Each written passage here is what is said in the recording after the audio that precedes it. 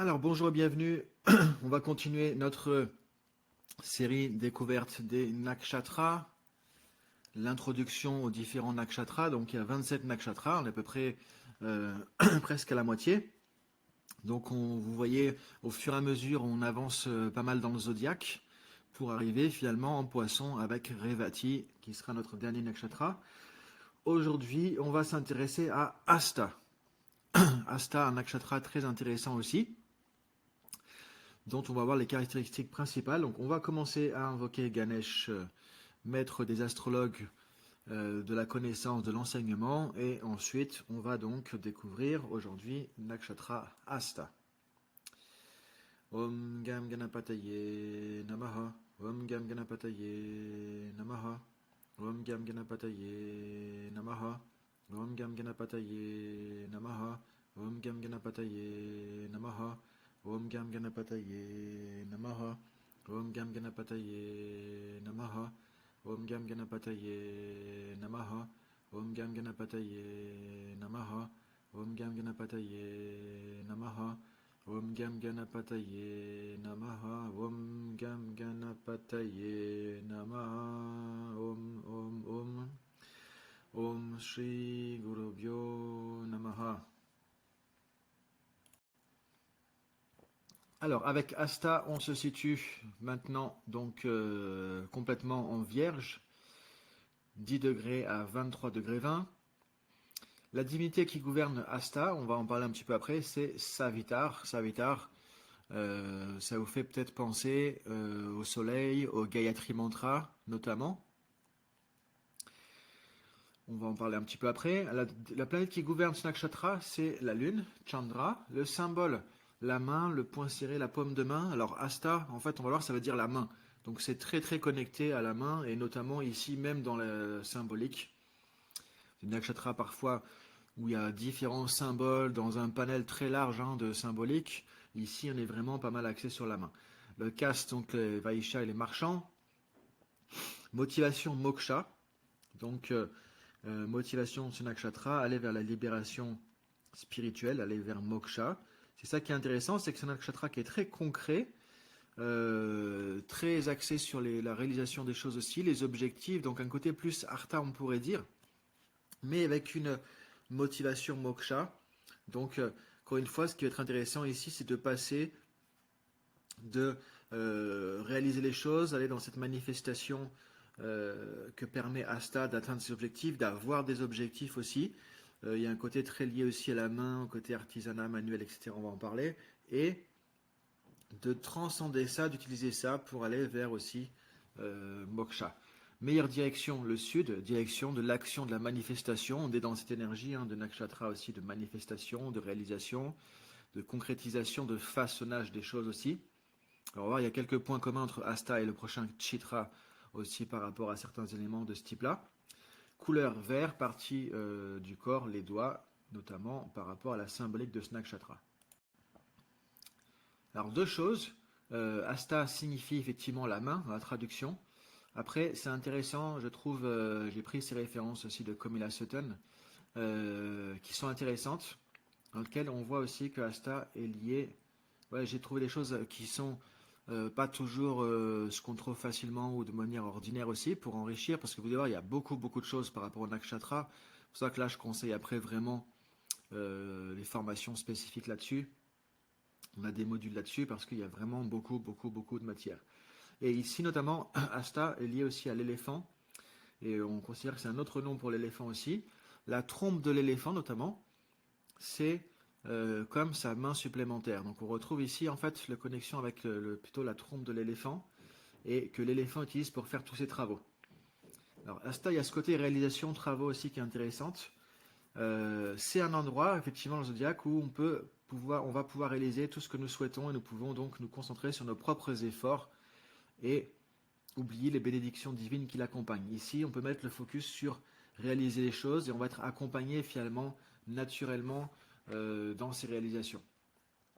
L'éléphant, c'est un animal important, évidemment, en Inde, en hindouisme et en astrologie védique aussi. Il est lié à Ganesh, évidemment, et c'est lié aussi à Brihaspati, gourou Jupiter, Ganesh qui est lié aussi à Ketu, avec la tête coupée. Enfin, il y a de fil en aiguille, il y a beaucoup de choses qui sont connectées. Et en partant d'ici, on peut arriver à des choses intéressantes aussi. Ce qui donne aussi une certaine puissance vraiment dans ce nakshatra.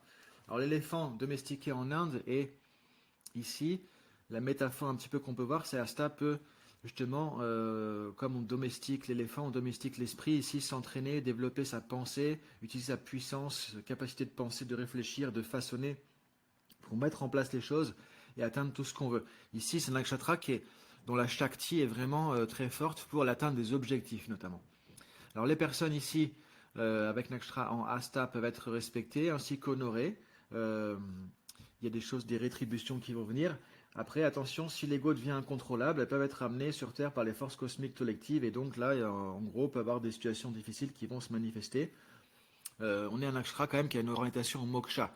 Donc effectivement, manifester les choses, les mettre en place avec du sens et si ça fait gonfler l'ego et que on devient arrogant ou autre, on va se faire appeler à l'ordre entre guillemets assez facilement.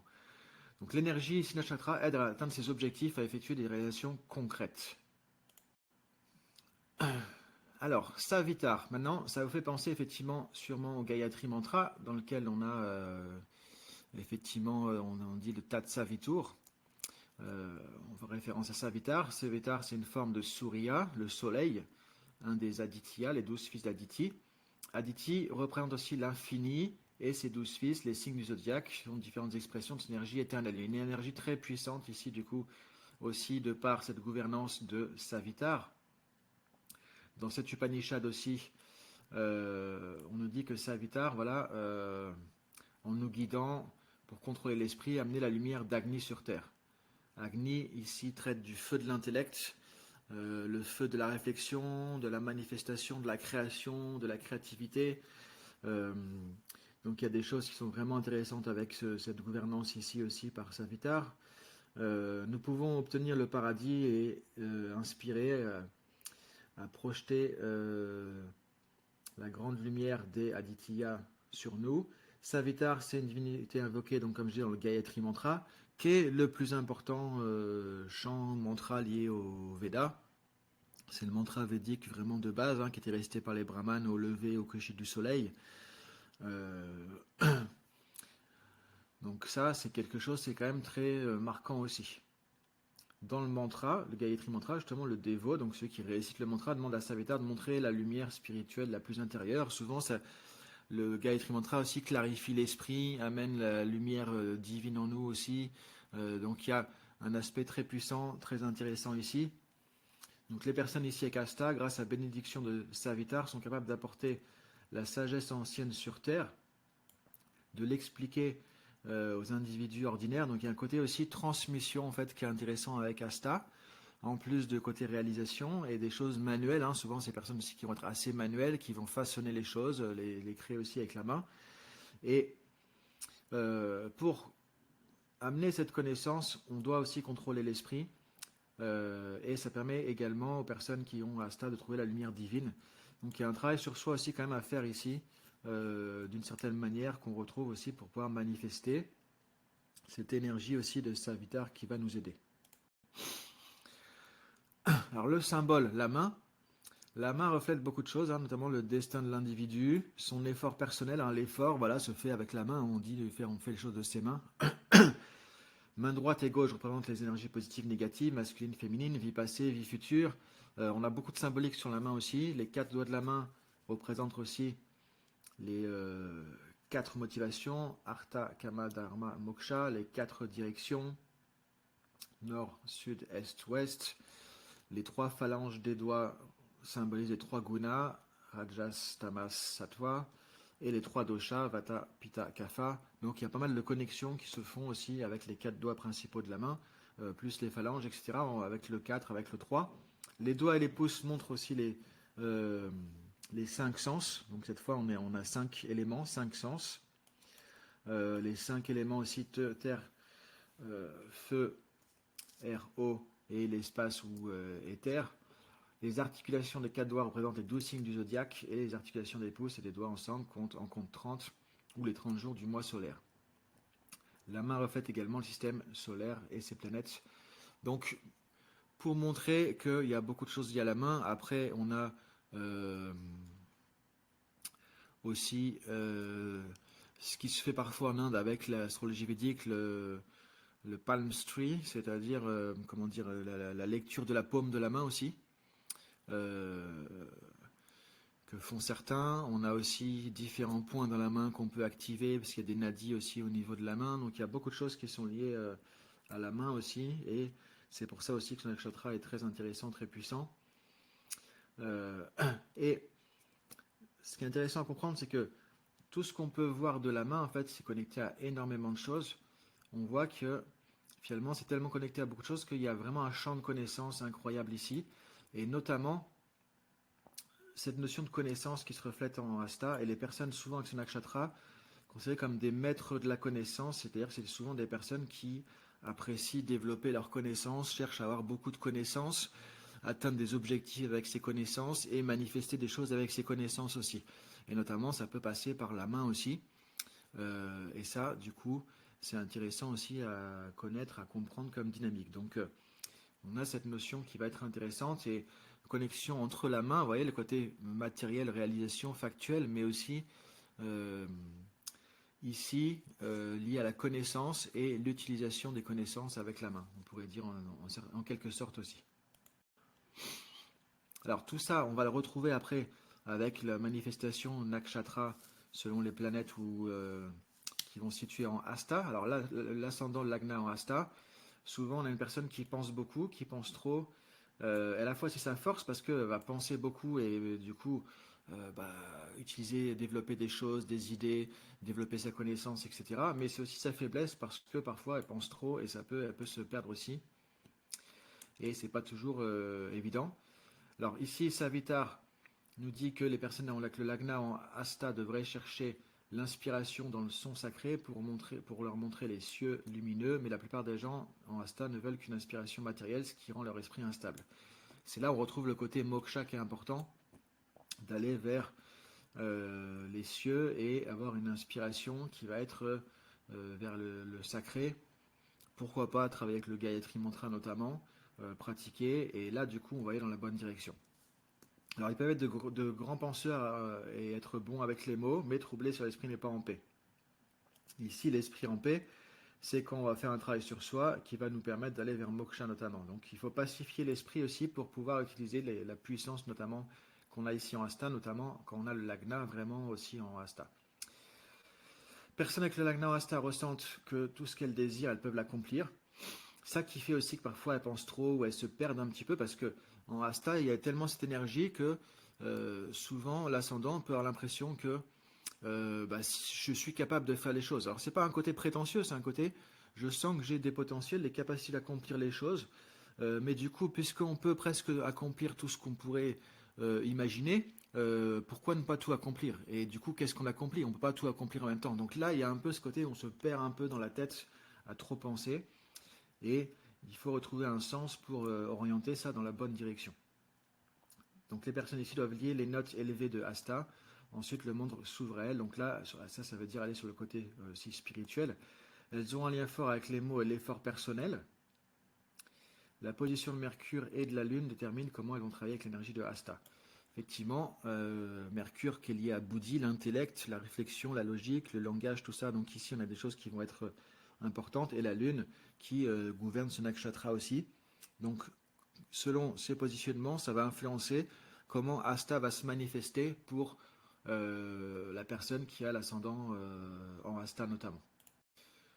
Alors, avec la Lune en Asta, ici, la Lune est considérée comme capricieuse, ne reste pas concentrée. L'esprit est très bien inspirant, mais le manque de paix intérieure, de calme dans l'esprit, rend ces personnes incertaines, indécises, ce qui ajoute à leurs soucis.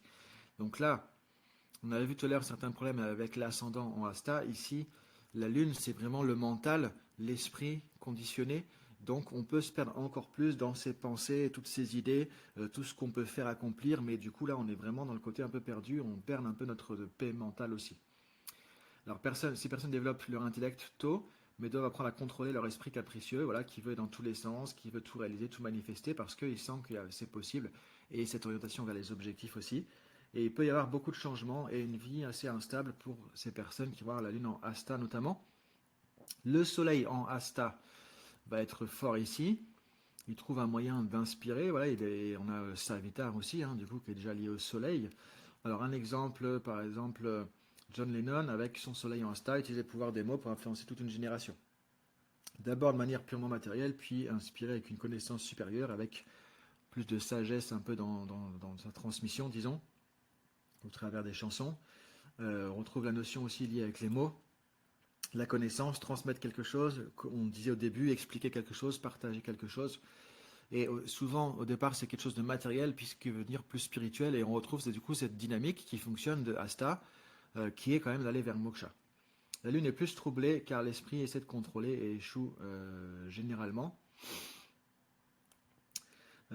Effectivement, donc ici, avec le soleil en Asta, on va retrouver un soleil qui va être assez fort, mais la lune risque d'être assez faible selon comment elle est positionnée dans le thème. Encore une fois, on va voir ça, car on va avoir l'esprit qui essaie de contrôler encore une fois, et ça fonctionne pas forcément.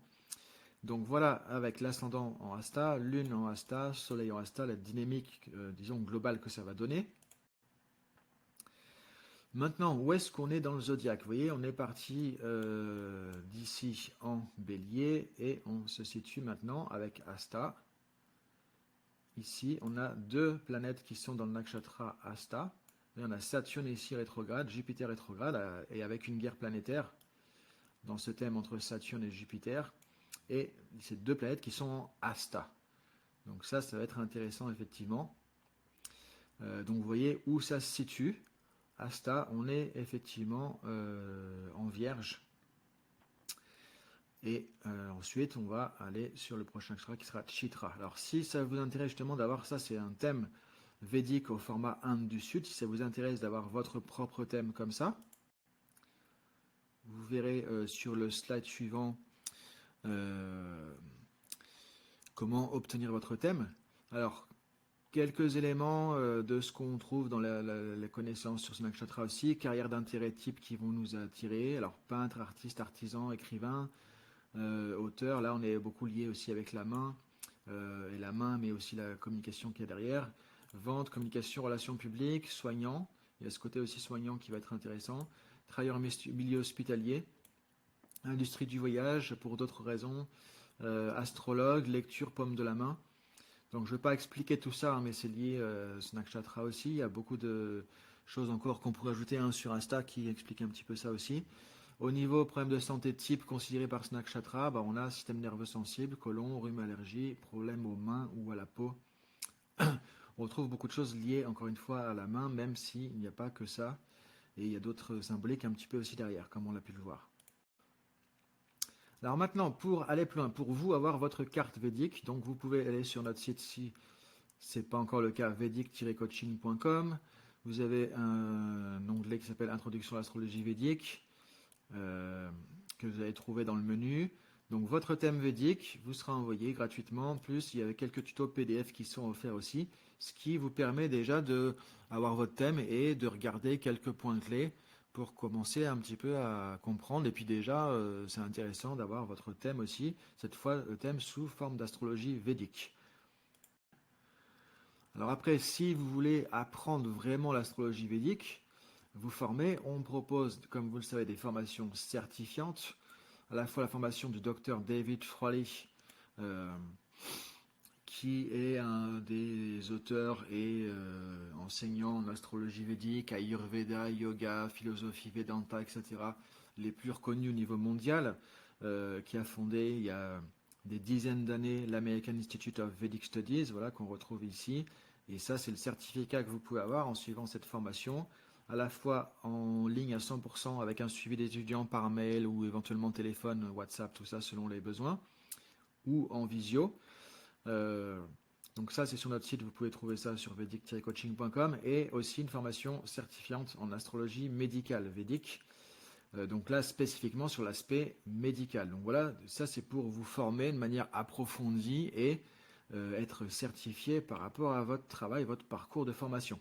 Si vous avez des questions, évidemment, contactez-nous et je pourrai voir avec vous en fonction de vos objectifs ce qui correspond le mieux. et toute nouvelle dynamique, du coup, dont on parlera dans une petite vidéo qui va introduire cette nouvelle dynamique. Maintenant, l'Institut va proposer aussi des petites formations spécifiques à un thème en particulier, alors évidemment sur le thème général de l'astrologie védique. Première formation comme ça qui va sortir, ce sera apprendre à lire son thème védique pour vous aider justement par rapport à quand vous avez une carte, comme j'ai montré tout à l'heure, natale védique, comment arriver à décrypter les informations principales. Alors, c'est pas sur toute l'interprétation, mais comment décrypter les informations principales pour retrouver où sont les signes, les maisons, les planètes, l'ascendant, les aspects, les conjonctions, etc. Donc, arriver à naviguer là-dedans, notamment avec le thème Inde du Nord et Inde du Sud. Donc, ça sera le live, je vous donnerai la date prochainement, sera en février 2025. Donc, c'est une formation, vous aurez un contenu en ligne, des éléments clés par rapport justement à ce thème en particulier. C'est des modules spécifiques, apprendre à lire son thème védique sur le format Inde du Sud, Inde du Nord. Et il y aura une session en visio de 2 heures. Soit vous pouvez venir pour le live, soit vous pouvez avoir la formation avec le contenu e-learning et le replay de la formation de la visio que vous aurez aussi. Selon si vous préférez le live, poser quelques questions ou la vidéo du live. Donc ça, c'est tout nouveau. Donc il y a différentes formations comme ça, très spécifiques qui vont venir pour vous aider justement à débuter, à apprendre l'astrologie védique, ciblée à chaque fois sur un thème en particulier. Donc ça sera la première qui va sortir, vous serez informé bientôt. Alors, si vous êtes informé dans notre mailing list sur vedic-coaching.com, pour faire ça, prenez votre thème gratuitement, ça vous inscrit à la newsletter aussi. Et sinon, suivez les infos sur la chaîne YouTube, abonnez-vous à la chaîne YouTube ou envoyez-moi un petit mail sur vedic-coaching.com. Ce sera donc à partir de février. Voilà, je vous remercie et je vous dis à très bientôt pour la continuité dans ces études de Nakshatra. Et il y aura une petite vidéo qui sortira bientôt pour vous expliquer un peu les nouveautés justement au niveau de ces petites vidéos YouTube qui sortent, les articles du blog aussi. On a de nombreux articles, ils vont ressortir aussi maintenant une fois par semaine. Et cette nouvelle mini-formation spécifique à un thème en particulier aussi. Vous aurez une petite vidéo qui va vous expliquer tout ça prochainement. À très bientôt et bonne journée à tous.